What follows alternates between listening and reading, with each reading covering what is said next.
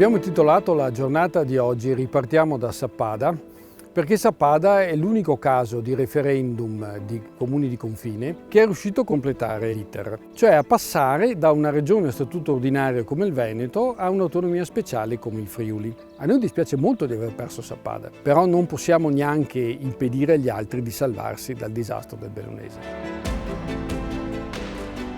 Noi siamo partiti dall'idea che tutta la montagna tutta la montagna alpina di questa parte d'Europa deve avere leggi, regolamenti e forme di vita simili e le stesse opportunità.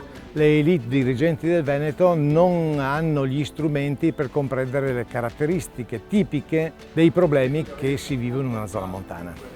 E quindi l'idea nostra allora, utopica, era quella di fare un'unica regione dolomitica che potesse condividere gli stessi strumenti di amministrazione, le stesse risorse, le stesse competenze in tutto il territorio dolomitico, evitando quel differenziale di risorse, competenze e capacità gestionali in un territorio montano. L'ultimo Consiglio provinciale regolarmente eletto approva la richiesta di referendum per il passaggio dell'intero territorio della provincia di Belluno alla regione Trentino-Alto Adige. Questo referendum è stato bloccato dalla Corte di Cassazione e a quel punto lì pareva che tutto fosse perso. Il Bard però non è morto, è sopravvissuto altri 10 anni impegnandosi per il raggiungimento di un'autonomia speciale nella provincia di Belluno.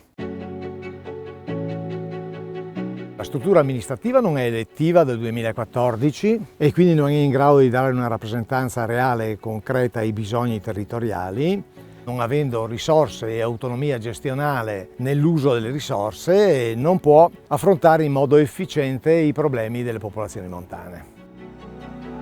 Una delle iniziative che adesso faremo è il 9 di giugno siamo davanti a Strasburgo, alla Commissione Minoranze del Parlamento Europeo, a presentare il report sulle condizioni della minoranza linguistica nel bellunese rispetto alle province autonome di Trento e Bolzano. È un report impietoso, che dimostra veramente quale sia la situazione di estrema difficoltà e di abbandono della montagna bellunese.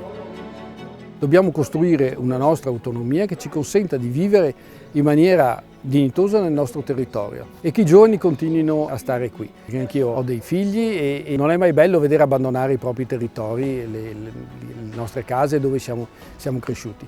Noi non siamo un partito in senso stretto, anche se ci presentiamo a volte alle elezioni politiche, ma il nostro compito non è questo, è quello di far comprendere ai bellunesi che è necessaria un'azione comune, condivisa e convergente su obiettivi essenziali per lo sviluppo del nostro territorio. Stiamo in un posto meraviglioso, però dobbiamo avere gli strumenti per stare bene in questo posto.